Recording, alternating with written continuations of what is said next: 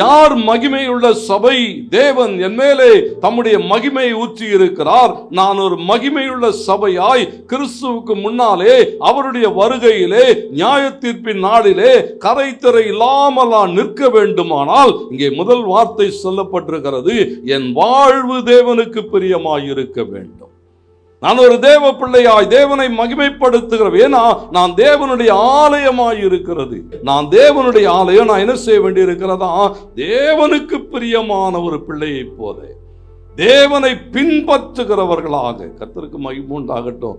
ஆண்டவர் சொல்லுகிற போது யோவான் 10 சொன்னார், என் ஆடுகள் என் சத்தத்தை கேட்டு எனக்கு பின் செல்லுகிறது. தேவனுடைய சத்தம் கேட்கிற அனுபவம், தேவனை பின்தொடர்கிற அனுபவம், தேவனுக்காக வாழ்கிற அனுபவம், தேவ பிள்ளைகளை போல இருக்கிற அனுபவம் நம்முடைய வாழ்வை எல்லா வகையிலும் ஆசீர்வாதமாக்குகிறது. பாகமம் 33:12 சொல்லுகிறது, பென்யமீனை குறித்து ஆண்டவர் பேசுகிற போது சொல்லுகிறார், பென்யமீன் எனக்கு பிரியமானவன்.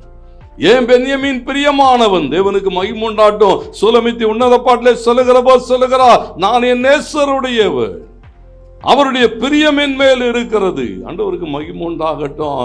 அவர் எனக்கு பிரியமானவர், நான் அவருக்கு பிரியமானவர். இங்கே பாருங்க, பென்யமீனை குறித்து அவர் சொல்லுகிற போது பென்யமீன் எப்படிப்பட்டவன் சொன்னா, தேவனுக்கு பிரியமானவன்.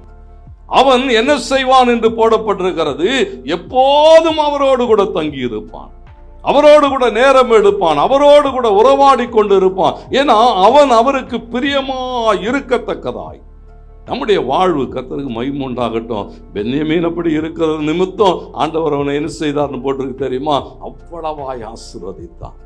தேவனுக்கு பிரியமான பிள்ளைகளாய் நாம் வாழுகிற போது வேதம் சொல்லுகிறது, ஒரு மகிமையுள்ள சபையாய் அடையாளம் காணப்படுகிறோம்.